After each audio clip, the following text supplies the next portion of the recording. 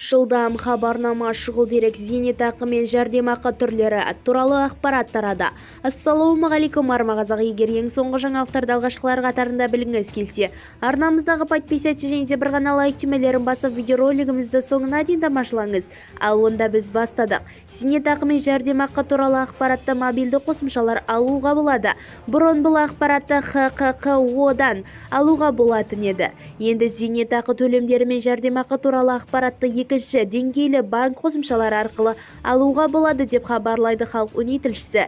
Еңбек және халықты әлеуметтік қорғау министрлігі алатын зейнетақы және әлеуметтік төлемдер жәрдемақылар туралы анықтама беру процесін автоматтандырды. Енді бұл қызмет екінші деңгейлі банктердің мобильді қосымшалары арқылы қолдануға қолжетімді. Бұрын ақпаратты тұрақты тұратын жері бойынша азаматтарға арналған үкімет мемлекеттік корпорациясы КЭАУ бөлімшелері арқылы болуға алатын еді.